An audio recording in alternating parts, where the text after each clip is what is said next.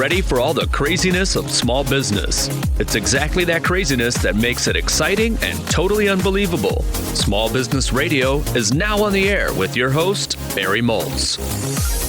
Well, thanks for joining this week's radio show. Remember, this is the final word in small business. For those keeping track, this is now unbelievably show number 581. This episode is provided by Nextiva, the all-in-one communications platform for your small business. It's also provided by LinkedIn, the place to generate leads, drive traffic, and build your brand awareness. For a free $100 credit to launch your campaign, go to www.linkedin.com/SBR. Well, one of the only words that is on the minds of most people these days is the coronavirus and the sinking of the stock market. People today are feeling increasingly ungrounded and need something to counter the anxiety that triggers uncertainty. Here to help is Margie Warrell, who draws on her background in Fortune 500 businesses, coaching and psychology to embolden people to lead themselves and others to better outcomes. Living on multiple continents, Margie is a sought-after expert by organizations such as Salesforce, NASA, Morgan Stanley, Johnson & Johnson, Microsoft, SAP, and Deloitte.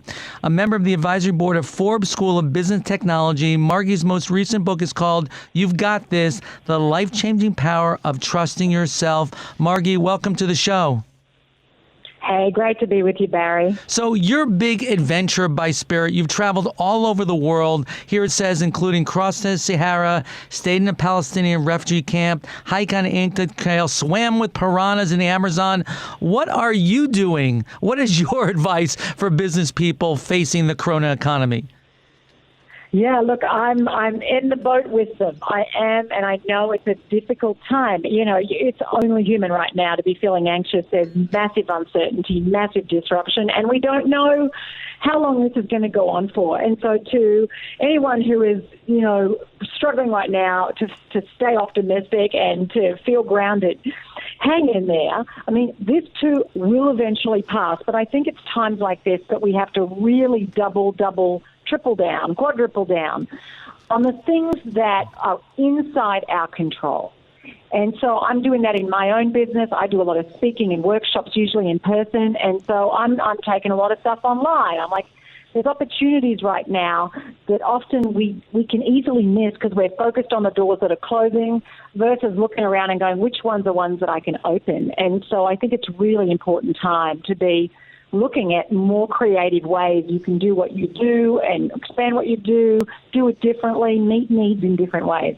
You know, I love what you're talking about, and I think that people have to acknowledge that this is an anxious time, and it's okay to feel anxiety. I mean, for me, actually, Margie, I'm pretty comfortable because I've been a germ freak for the last 20 years, so it's like, welcome to my world. So I'm actually not feeling that anxious, but it's okay that you're anxious. Acknowledge it, acknowledge you're afraid, and then, you know, make friends with the fear and go ahead and do it anyway. So we shouldn't be blaming ourselves, kicking ourselves for feeling anxious. It is natural during these times, right?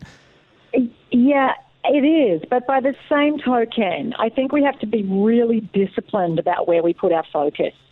Here's the deal. When it comes to just as human beings, the more we focus on something that scares us or makes us feel stressed, the more we focus on a problem or a potential threat, the more we feel the more often we feel that emotion of anxiety, the more it sort of sets up residence in us. So, yes, it's only natural right now to feel a little bit of anxiety.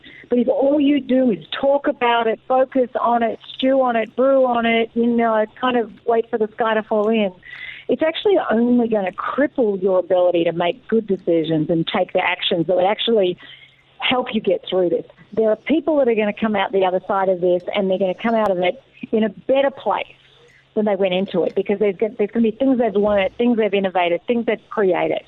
And so, but be careful about where you're putting your focus. And I think it's times like this we have to be just so intentional not to get pulled into all of the fear, which we know spreads faster than any virus ever can.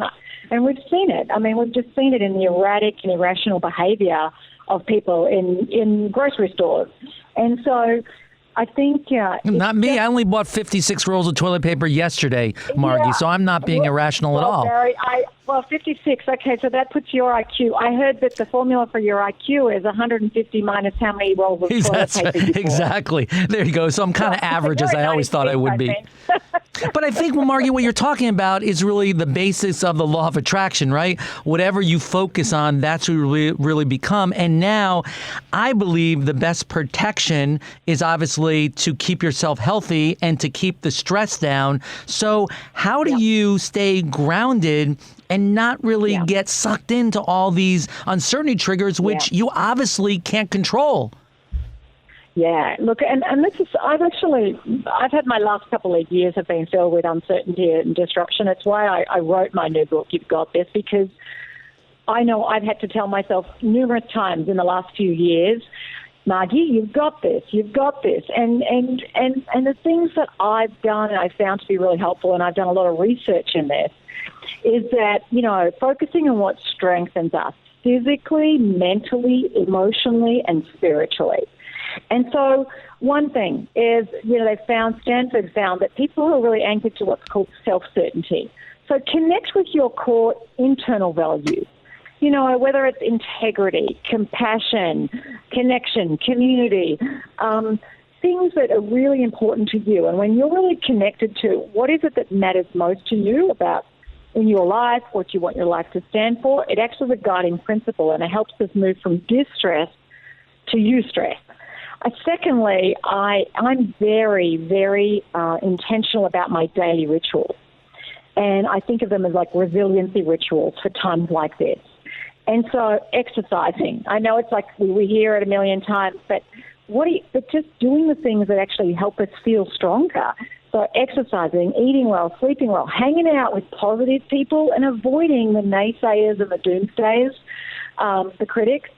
I've also found it's just really important to be very clear in how you're prioritizing your time, because it's easy to kind of get a bit scatterbrained and going, I've got to do a million things. Just take some time out and go, what is it that if I do it today that will add the most value? They're going to have the biggest impact on where I'm going to be a week, a month, a year from now, and be really, really smart with how you use your time.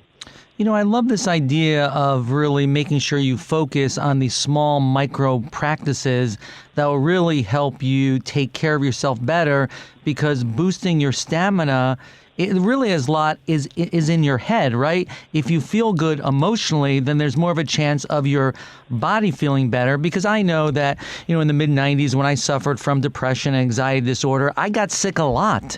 And so there really is a direct correlation between the two, Margie. Oh, absolutely. I read about this in Forbes, and I talked about stressing about getting sick makes you more at risk of getting sick. Like, our emotional state is very, very closely linked to our immune system function. People who are really down and negative and anxious are more likely to pick up some bug. Maybe it won't be coronavirus, but it may be some other bug. Some people are always getting sick. And what is that? And thinking about, well, what is it? Where am I putting my attention? What are the emotions that keeps bringing up in me? If I'm always stressed out or down the dumps or flat, what is it about the way I'm looking at the world? What is it about the way I'm engaging and looking at it that's creating this? And this idea of being grounded in ourselves, a few years ago, I ended up finding myself moving to another country that didn't really want it, but my husband got a job, and then I've got kids scattered across the world. And I was like, this isn't how I want it to be. I absolutely no intention of having family scattered around the world, me having to start my business in a new continent. And what I decided was, I can either sit here in self-pity, and I can sit here being annoyed and frustrated and resentful, and it's not fair, or I can get on with making the very, very best of this situation. And I think often, Barry, we can get stuck in like these mental wheelchairs of our own making, focused on the doors that are closed, on what's not fair, on what we can't do. And in the midst of every adversity, and this one is no exception, there is always opportunities for us to do things and learn things and grow in ways that we wouldn't otherwise. And so it is absolutely about a mindset. And when we're grounded in our innate sufficiency to deal with the challenges, one day at a time, 1 hour at a time, 1 minute at a time, it actually liberates us to get on with making the best of things. And I think that during these times, Margie, you really have to be solution-oriented. You know, I'm a motivational speaker, so I speak at a lot of events, or I used to speak at events where people used to get together for live events. And so it does have a financial impact, but I've now gone to a lot of the organizers of these conferences and say, listen, pay me my fee. I'm going to do an online webinar for you when the event would have been. Plus, I'm still going to come and speak at your event whenever it gets rescheduled. And a lot of folks have taken me up on that, and that's a solution to try to adapt during these times. Yeah, no, absolutely. And I'm doing exactly the same thing, Barry, because people right now are hungry. I mean, it's not like people no longer need. I mean, the need is actually even more acute. And so, you can't be at an event. Okay, how can we get around that? Thank goodness we have technology today that we didn't have 20, 30 years ago, the ability to do a live online webinar. And so I think that actually often we know that, necessity is the mother of invention. It's in times like this, actually, we can use the time even. Maybe you're going to create a new product, or maybe you're home-based and you've got 2 hours a day you didn't have commuting. Or, there's often opportunities in here for us to do things differently. And I actually frankly think to do business better. It's interesting for me because I haven't traveled last 2 weeks, and I travel every single week. So I've used the last couple of weeks to do a couple things. One is I've been working on my new book, having time to do that. I've had time to revamp my website, look at all my marketing tools. So there is something to be said about taking a pause from a normal routine. Oh, absolutely. I'm actually doing my PhD, and I deferred it at the moment. That kicks in again. It kicks in again in mid-April, and I'm like, perfect. What a great time for me to hunker down and get on with that, because I'm not traveling as well. But I think for anyone, whatever your situation is, the business that you've got, I know it's a tough time. Sometimes we've really got to tighten up our spending. We've got to look at where do we need to change our systems, how we're connecting and communicating with our client base.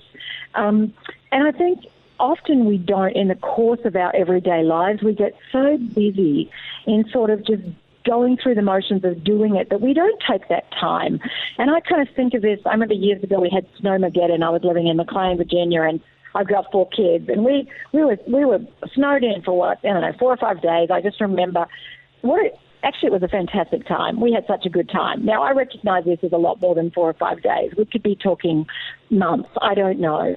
But look at how you can look back on this one day and go, you know what? I really made the most of that. I leveraged that for all it was worth, and ultimately it was such a gift to me in the whole scheme of my life. Margie, the last thing I wanted to talk to you about is you make a point that the impact, that this is different for men, that there is a toxic masculinity on well-being, and men really face these kind of different, and that may not be a good thing in this process. Yeah, no, I wrote about that in You've Got This because, look, none of us are immune to fear. We all struggle with self-doubt, and we all at times find ourselves in periods of life where we're not doing so well. We're not feeling strong. And because of the gender norms of our society, men are supposed to be strong, and showing weakness is a bad thing. You don't want to show weakness. And so often, it speaks in the tragic rates of suicide. Women have high rates of depression. Men have high rates of suicide. And time again, when you hear people talk about it, men talk about it, it's like, they don't know how to ask for help and to express vulnerability. And I think they feel like they have to be invulnerable. Like, I've got it all together. I'm under control. And I really believe that it is through embracing our vulnerability that we access our greatest strength. And I mean, that's across the board. That's men and women. But I think that it's so important for men. If anyone's struggling right now, reach out. Say you're struggling. It's okay to be struggling. And in fact, when we let people know that we're struggling, it actually opens up a doorway to creating far richer relationships, far more emotionally intimate relationships than we can ever have when we're sort of trying to hold it all together and you know, we've got an armory around us of I've got this, when actually we really haven't. And especially now with people self-isolating themselves, different quarantines, it is really important to reach out to people and connect with them, because people are not physically connecting. We need to connect either through video or over the phone or some emotional way. That's really important. So, Margie, thanks so much for being on the show at this very difficult time. Where can people get in touch with you and get a copy of your new book, We Got This? Yeah, thank you. Yes, if they just hop over to my website, which is margiewarrell.com, spelt the way you would say Margie, margiewarrell.com, and my book details, of course, it's on Amazon, it's out in the world, and I'd love people to pick up a copy. I hope it will really help them trust themselves more during this really turbulent time. Margie, thanks so much for joining us. This is AM 820 WCPT in Chicago. We'll be right back.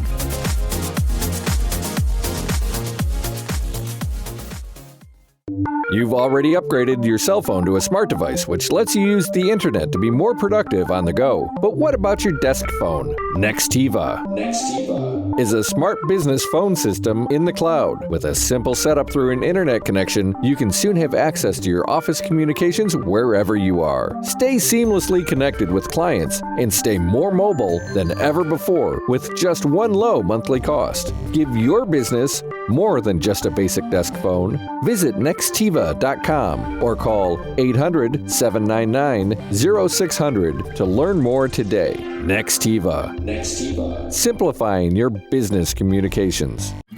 Are you stuck? Is this the year you finally grow your business and make more money? During Barry's many years of running his own company, he had to deal with the challenges of a business that just wasn't going anywhere. It was a painful realization. His business had flatlined, and he had no idea how to breathe more life into it. It was especially difficult for Barry, since his customers were not getting the service he was so passionate about delivering.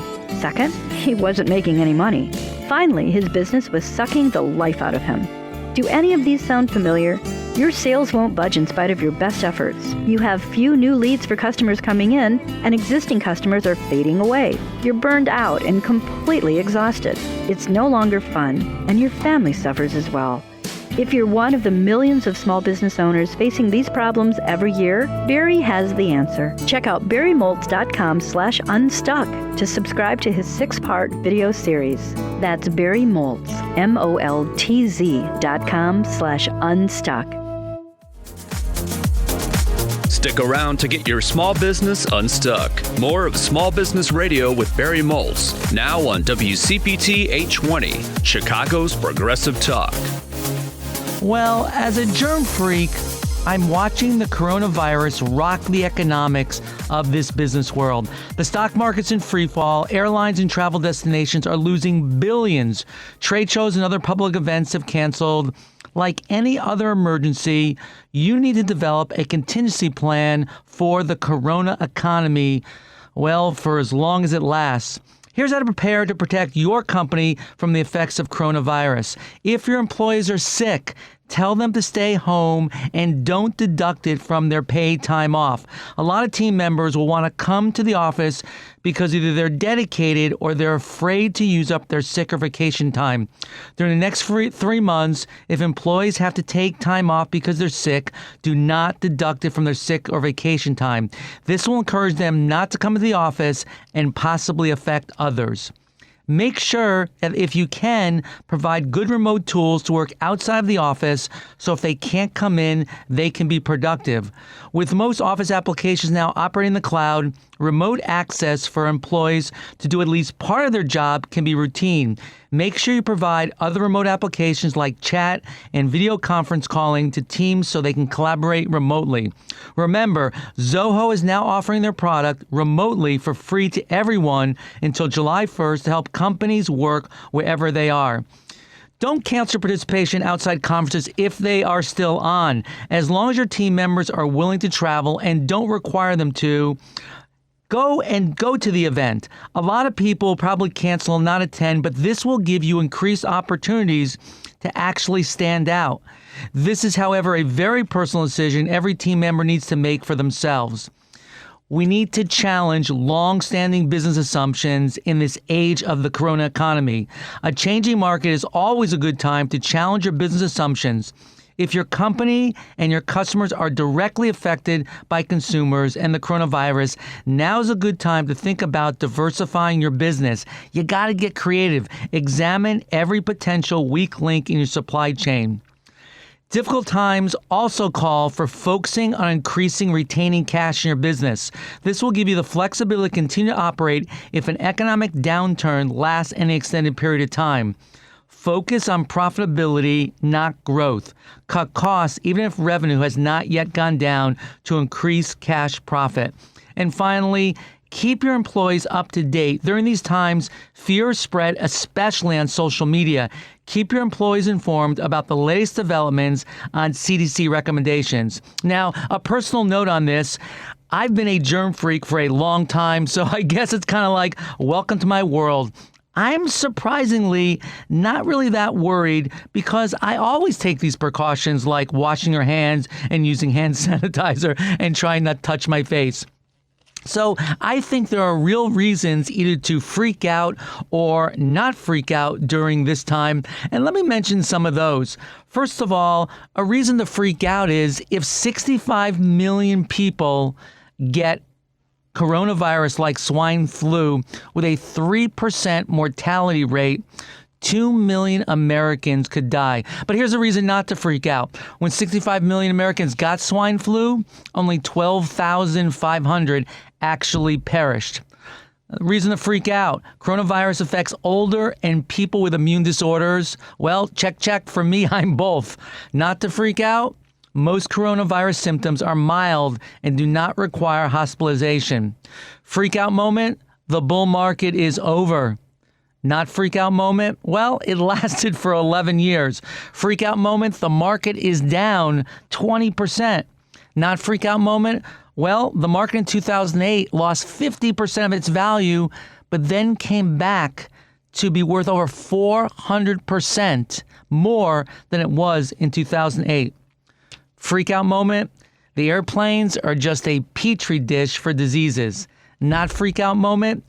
Nothing's changed. They were filthy before coronavirus. Freak out moment? Baseball season is suspended. Not freak out moment? Well, the games are too cold in Chicago anyway, so who cares about April baseball? Freak out moment? Most large entertainment, business, and social events are canceled. Non-freak out moment? Well, I'm only in season 3 of 7 of Ray Donovan, so Sarah and I have a lot of things we can do. Freak out moment? There's a shortage of hand sanitizer any place you go. Not freak out moment? Well, as a germ freak, I've been stocking cases in my house for years. Freak out moment? There's a shortage of toilet paper. Non-freak out moment? Well, a lot of cultures actually don't even use toilet paper. So now is the time, if you're a small business owner, to really go through a coronavirus checklist for your company. You've got to evaluate how you're going to be affected by this new normal that's probably going to go on for at least 4 months. The latest statistics I've seen in the New York Times says this will not really peak until July. So we've got a long way to go, and every small business owner has to make preparation because remember, preparation has always been the key to success. This is why I've been reviewing a checklist with all my customers.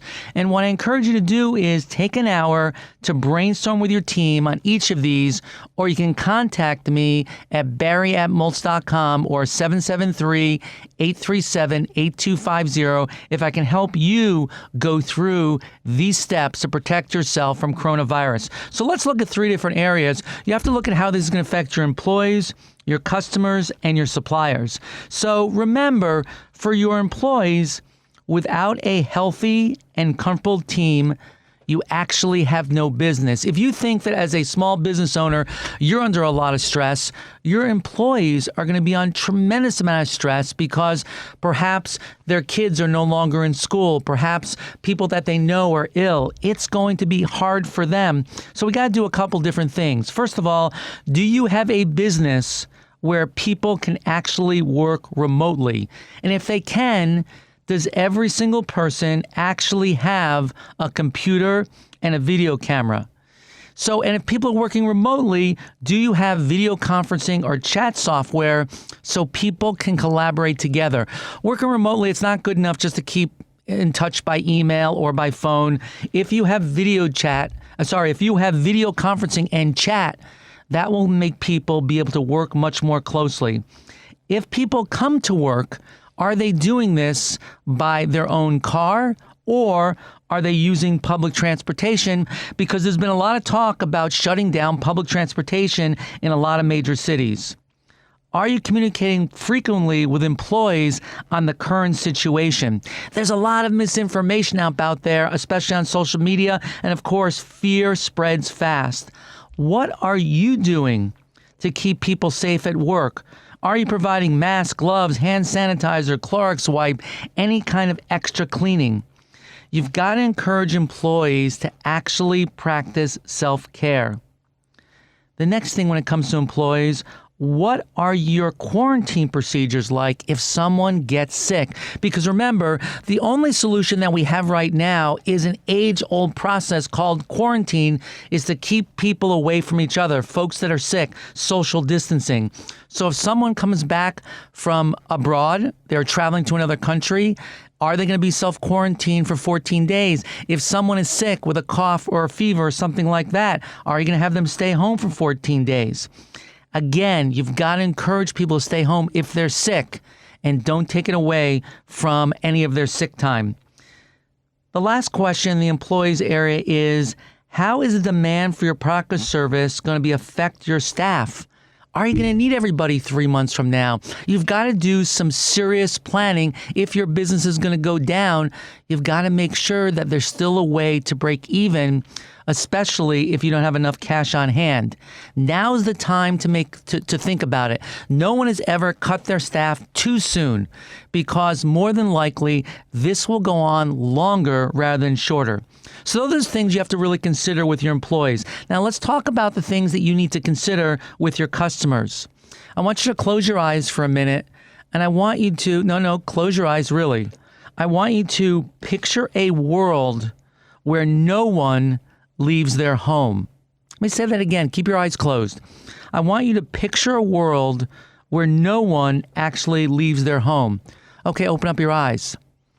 How does your business function in that world? Because for the next 4 to 6 months, that's where we might be. People may not be leaving their home. So how does this really affect the demand for your product or service if no one actually leaves their home? Now, there's a lot of small business owners that are in a great position to do this, right?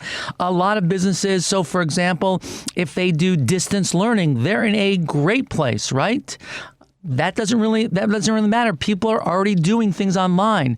But if you're a business that requires people to travel, like you're the airline or in the hospitality business, there's going to be a problem. You need to really go through each category of what you sell and each customer segment, because each category may be affected differently and each segment might be affected differently. So for example, there's reports that coronavirus really go after the people that are older, and as I said before, the people with immune deficiencies. So if your target is younger clients, maybe it's not going to be as much of a problem as it would be an older set of clients. The next thing when it comes to customers is, what are you doing to reassure that it's safe to do business with you? You see all sorts of emails, all sorts of videos coming out from heads of major companies saying, this is really what we're doing, so it's okay to do business with us. I was watching a video from the CEO of American Airlines saying exactly what they were doing and showing exactly how they were cleaning their planes, fumigating their planes, so it was safe to actually travel. People do want reassurance that it's okay to do business with you. The next part is, How do you need to do business differently in this world? And what are the dangers? But more importantly, what are the opportunities? Any kind of shift in the market actually brings up opportunities for small business owners. And you have to think positively about, well, how could you change your business now that you can take advantage of the fact that people are staying at home? Finally, that's not a corona cough.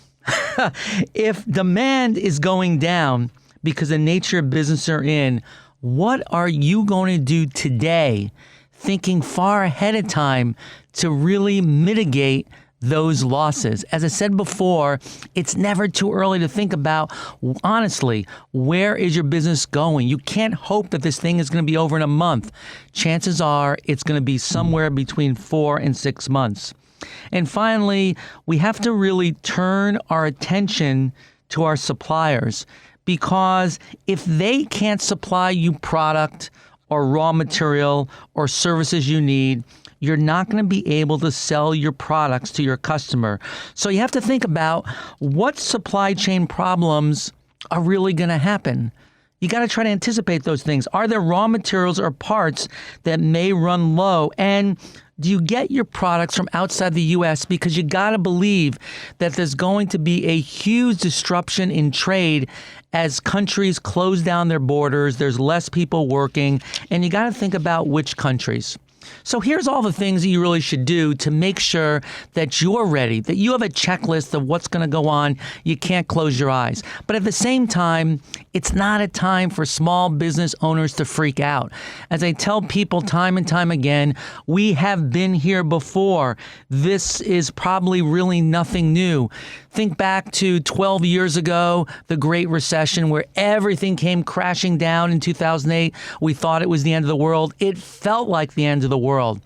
And then this was on the heels of the swine flu H1N1, where 65 million people got that virus. So 12 years later, here we are again. And the last 10 years, there's been prosperity. This will come and go. It will be painful for small business owners, but we really will get through it, just like we've done the last 10 years and the bubble before and the bubble before. So see it as some kind of opportunity to grow your business and to change the way you're actually building your company. This is AM 820 WCPT in Chicago. We'll be right back. Time and place is everything, especially when it comes to marketing. But in today's age of 1 million messages per minute and not enough hours in a day, how do you really catch people's attention? Fortunately, there's a simple way. LinkedIn can help you speak to the right professionals at the right time. With over 62 million decision makers on LinkedIn, you're able to connect with the right business leaders who are relevant to your company. And with LinkedIn ads, you can make sure your messages are getting through to these relevant people. Even small businesses are making the most of LinkedIn ads. They're using LinkedIn to get their voices heard and their messages to resonate with the audience. It's not just about awareness either. LinkedIn ads are driving traffic and engagement, whether that's visits to a landing page, registrations to an event, or downloads of that thought leadership piece. Because with precise targeting, small businesses can speak to the people that matter the most. At the end of the day, LinkedIn ads are helping smaller businesses get big results. Try it for yourself. LinkedIn is offering a free $100 LinkedIn ad credit to launch your first campaign. Simply go to www.linkedin.com/SBR. That's www.linkedin.com/SBR to claim your free $100 ad credit. Terms and conditions apply. With Barry's 25 years in small business, he has finally discovered the magic formula to make more profit at any company. Business gurus make it seem so complicated, but it is really simple. The formula is P times P equals P, where people multiplied by process means more profit. Learn how you can take a quantum leap in just 180 days to grow the profit in your business. Contact Barry at Maltz.com. Thinking of starting your own business? Get on board for a crazy ride. Be the first to tweet Barry at Barry Maltz and get a free copy of his book, You Need to Be a Little Crazy: The Truth About Starting and Growing Your Own Business. Whenever I talk to a small business owner, I insist on one function they should always outsource, and that's payroll. You see, payroll is complicated, and both the employee and the government insist that you get it right. You see, when you do payroll, not only do you have to deduct money from the employee's paychecks to remit to the government, but as an employer, you need to add to it. Plus, you need to send this money to various government agencies on a regular basis, and if you don't do it, they will hold you personally liable for it. So this is one thing you gotta stop worrying about. That's why I recommend the new Square Payroll app. With this app, you can do everything from setting up an account to paying your team. It's fully integrated with Square payments and time cards for W-2 employees and contractors. Square takes care of your tax withholdings, payments, and filings at no extra cost. There is flexible and transparent pricing that scales with your business. So go ahead, search Square Payroll in the Apple iTunes or Google Play app stores to download this app, or visit square.com/go/SBR to learn more. Stick around to get your small business unstuck. More of Small Business Radio with Barry Moltz, now on WCPT 820, Chicago's Progressive Talk. Well, with all the doom and gloom going on with coronavirus in the world, now is the time to get creative with marketing strategies. One little known technique that can bring big returns are contests. But how do you actually do them? Here to help is Carolyn Willman, who is also known as the Contest Queen, who has a unique vantage points of sitting on both sides of the table. She works with companies to create and viral winning promotions that maximize their ROI and loyal customers, along with teaching others to find, organize, enter, and win giveaways. To date, others have won more than $1 million using her proven online entry system, which can be found in her book called How to Win Cash, Cars, Trips, and More. Carolyn, welcome back to the show. You are on show number 35, and now we're at 581. Where you been? Working with companies on running giveaways. Winning a lot of money. Yeah, I win too. I can't be the contest queen if I'm not winning either. That's absolutely right. Well, of course, most of our exposure to winning contests is the whole publisher clearinghouse kind of thing. How is that different than perhaps contests that companies run? Well, first of all, it's on a very large scale, and the odds of winning are dismal. So I don't enter that one because I enter better odds. I tell people to enter first locally, concentric circles. And it's the same for marketing, actually. It's very interesting that the advice I give to contesters is the exact same advice I give to marketers, and it's concentric circles. So think local first, and then statewide, and then maybe tri-state, and then national. So depending on your business, you will form your sweepstakes based on that. And so if you're a small, little local restaurant, you're gonna want to run a local promotion. And then, of course, the people you're going to attract are the people in your neighborhood. So, Carolyn, if I'm thinking about running a contest as a marketing promotion for my business, where do I start? How do I begin to shape that idea? I always start with why. And this is actually, it works for any marketing activity you're going to do. Why are you doing it? Why do you want to use a giveaway as part of your marketing plan? Because if you don't know where B is, you can just go anywhere, right? So you need to figure out what is your marketing goal and how can I use a sweepstakes to get to that goal. And then, because that way you'll know it's also successful. Because if you say, well, I want to get to B, and you only get halfway there, you're like, okay, what do I have to tweak on the next promotion to make it better? So, Carolyn, take us through an example of how that might work if I own a small business. Well, I actually run my own giveaways all the time. Every time I publish a new book, I've got one actually coming up on St. Patrick's Day. I'm going to do a Facebook Live. We're going to talk about being lucky. And I have some prizes that are all luck related. I bought some at the dollar store that are just fun, St. Patrick-y, kind of green, fun things. And I have some books to give away on the law of attraction. And it didn't cost me very much. And I'm going to have some fun on my Facebook page. And I get some traction. And it's a very low dollar investment, plus a little bit of time. I go on Canva. I create my own images. I pre-promote it. So I've been promoting it for about 2 weeks now. So I build up some momentum. People can bookmark it and say, oh, yeah, I want to come back to that event when it happens on St. Patrick's Day. And I remind people to see my page on Facebook. And that's all I do as a small business. And that exact same formula can be used for anything. A hairdresser can show how they do certain haircuts, or, come in and see how we do this. Or a restaurant can show how they, hey, you like our linguine, come in and see, here's our chef, and here's why ours is the best. Come on in and have dinner. You can use it for anything. It's very easy to tweak it for your own business.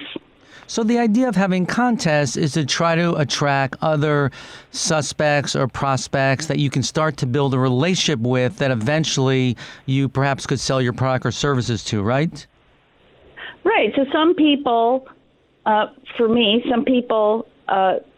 always buy a book every time I come out, and I have online classes and I teach people how to win. And I'm actually wanting to start doing the same thing for marketers. I want to start holding online classes to teach marketers how to do this for themselves. So that's where I make my money. I run promotions for companies and I sell. So it's the same thing. A small business can turn around and host a giveaway in any capacity that they think will attract. And they have to pick their channel too. So some people it might be YouTube, some people it might be Facebook, some people it's Twitter. You have to see where your clients and potential clients are, and then that's where I recommend you hold your giveaways. So how do you prevent, I don't know if you can prevent, people that enter your contest but really aren't good prospects for what you sell? They're just entering to win the contest. So, for example, you go to, when there used to be trade shows before they were all canceled, you can say, you could win an iPad and just put your card in this bowl. Well, some of those people that put their card in their bowl really are not a good prospect for what I'm selling. How do you prevent that? You don't, and you also don't know who the good prospects are anymore. So, for example, I remember going to those trade shows, and I would enter every single one of those giveaways. One of the big downfalls of the trade shows was the salespeople would rarely follow up, and you'd never know if they were a good prospect or not. So following up is actually very important. So if you have a fishbowl in your store, and make sure that you say, hey, put your card in here. We will, or fill out a ballot. We will add you to our mail newsletter, and you get discounts as an exclusive subscriber, and you're in to win our monthly coupon for, a free dinner or a free haircut or whatever your business is. And if you don't, you can do something similar online. Hey, sign up for our newsletter, and we give away, a gift card to whatever, or a free service online. So there's ways you can do that to vet. You don't always know who's a good prospect, but you don't also want to eliminate anybody. So, for example, if you see an 80-year-old woman entering a diaper contest, you think, well, what is she doing that for? Well, maybe she's buying for her grandchildren, or she's entering for her grandchildren, and she's actually a consumer because maybe the granddaughter is tight with money and the grandmother wants to help out. So you don't know that she's actually a consumer. Right? So you can't just automatically assume that because they don't fit your, quote, demographic, that they might not be actually who you want to be targeting. So I don't assume anybody's not a customer. But, yeah, you can eliminate. Right. There's always going to be the people that enter for, and you don't know if they might be coming later or who they'll recommend. I might not be the perfect person for this, but I might have coffee in 2 weeks with somebody, and they go, I'm really looking for a XYZ, and I go, isn't that funny? I just entered a contest for that company a couple of weeks ago because they're giving away a really good prize, but I think you should check them out. And I've just viral marketed that company, and they don't even know it because I did it with word of mouth. It's interesting because I even if you do collect someone who isn't a prospect or a suspect through your marketing, afterwards you can kind of really weed them out. But my understanding, because we did a contest a long time ago back in the day called Rule Breaker Awards, my understanding is that if you do some kind of contest or sweepstakes here in the U.S., there's a whole bunch of rules around it. Well, it depends. So it depends on how big it is. I mean, companies like, say, Procter & Gamble, Kraft, these big companies that are holding these massive promotions, HGTV, when they give away their house, they've got corporate lawyers that write pay rules that are pages long and following the law. But I'm a small business. I write very basic rules. So here's who's eligible. Here's when it ends. Here's how many times you can enter. This isn't sponsored by Facebook or Instagram. And I'm giving away a $20 book.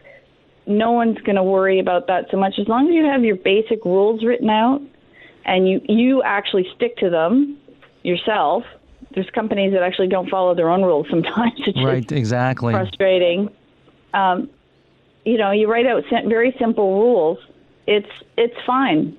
It doesn't have to cost a lot of money. Now, if you start to scale up, yeah, you're going to need to hire a promotional lawyer to write proper rules. But then at that point, you have the budget for that.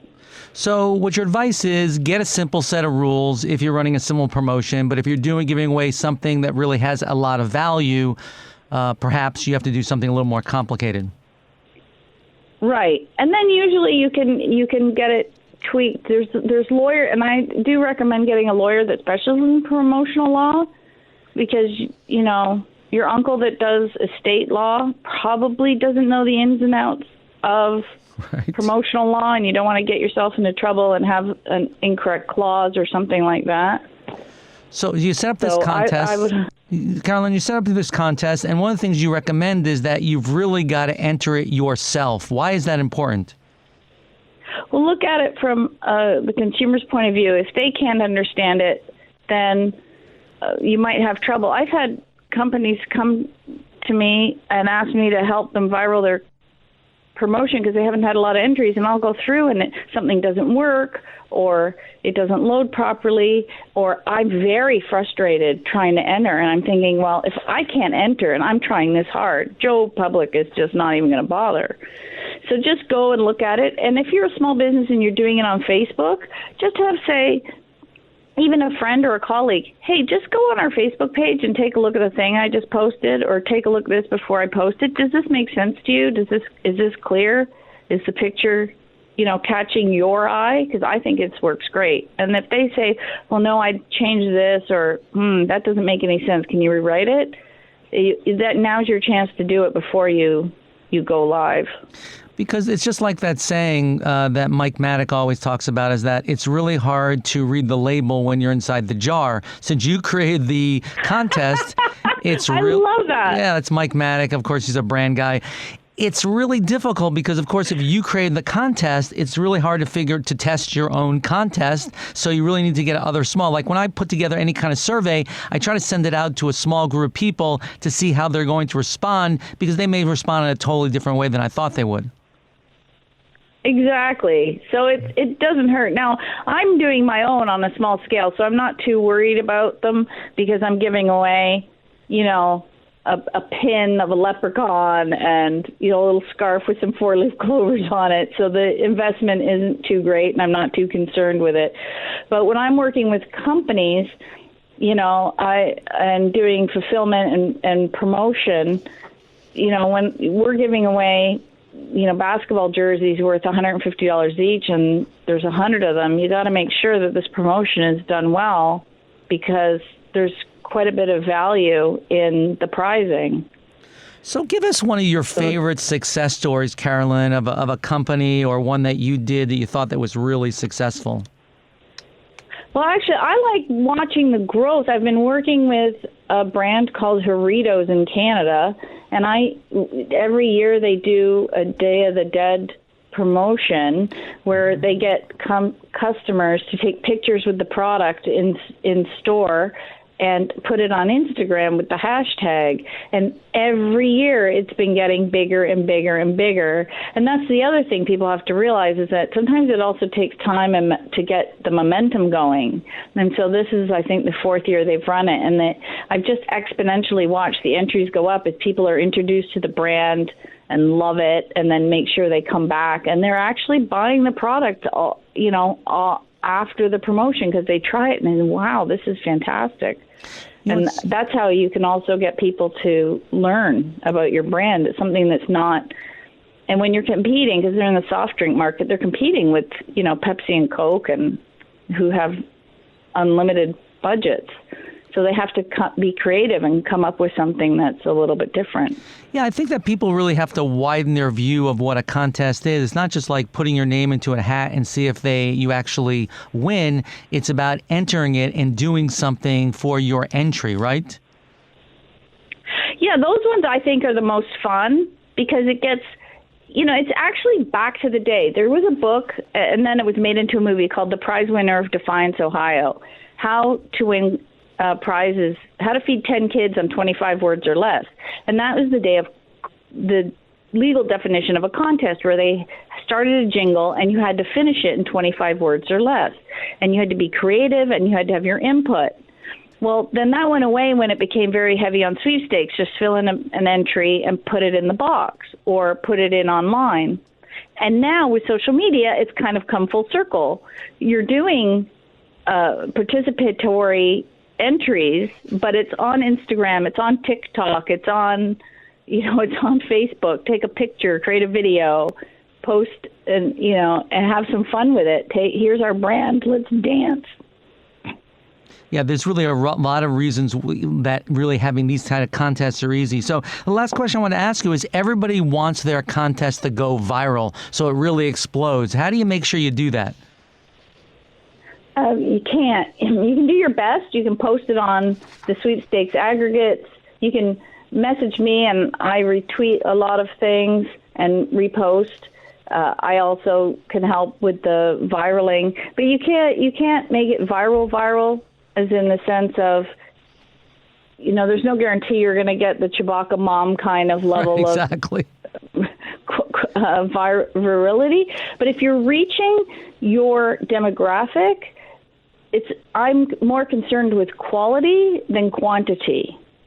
You're better off having hit the people that will use your products and services at a lower number than just having everybody under the sun enter, and you're not going to get the sales in the end. Because really, that's why you do any marketing activity, not just absolutely. It's not. At some point, it leads to sales. Exactly. It's not how broad; it's actually how deep. So, Carolyn, the contest queen, welcome back to the show. Where can people reach you? Contestqueen.com. Carolyn, thanks so much. I want to thank everyone for joining this week's radio show. I want to thank our sponsors, Nextiva, the all-in-one communications platform for your small business. I want to thank LinkedIn, the place to generate leads, drive traffic, and build your brand awareness. For a free $100 credit to launch your campaign, go to www.linkedin.com/SBR. I got to thank our incredible staff, especially our booking producer, Sarah Shaffrin. Our in-studio producer today is Zoe. Our marketing manager, Courtney Gilchrist. If you're serious about being more successful this year and trying to figure out how your small business survives and thrives in the Corona economy, give me a call on my private line, 773-837-8250, or email me at barry@moltz.com. Remember, love everyone, trust a few, and paddle your own canoe. And I got to add, go wash your hands. Have a profitable and passionate week. You can find Barry Moltz on the web at barrymoltz.com, or more episodes of Small Business Radio at smallbizradioshow.com.